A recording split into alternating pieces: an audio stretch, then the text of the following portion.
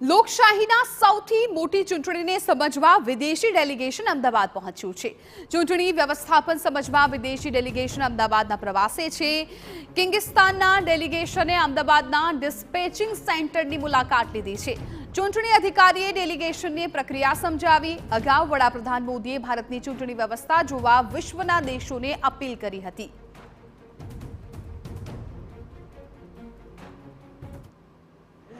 વડાપ્રધાન નરેન્દ્ર મોદીએ એકવાર અપીલ કરી હતી કે વિશ્વના લોકો જે સૌથી મોટી ચૂંટણી લોકશાહીની થઈ રહી છે, સૌથી મોટા પર્વને જાણે અને માણે, અને એ અપીલ બાદ અલગ અલગ દેશથી લોકો ચૂંટણી કેવી રીતના ભારતમાં થઈ રહી છે એને નિહાળવા માટે આવ્યા છે। અત્યારે હાલ કિર્ગિસ્તાનનું ડેલિગેશન અત્યારે હાલ અમદાવાદ પહોંચ્યું છે અને તેઓ મુલાકાત કરતા જોવા મળી રહ્યા છે।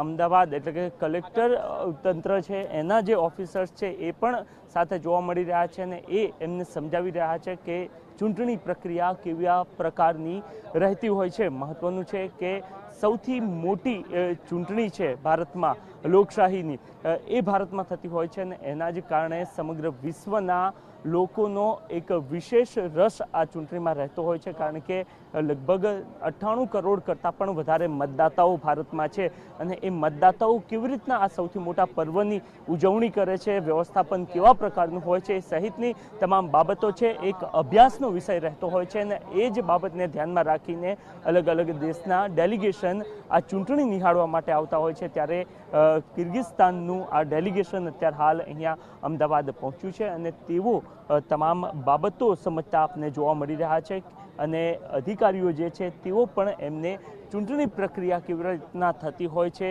ચૂંટણી માટેની સામગ્રી કયા પ્રકારની હોય છે એ સહિતની તમામ બાબતોનું માર્ગદર્શન આપતા જોવા મળી રહ્યા છે।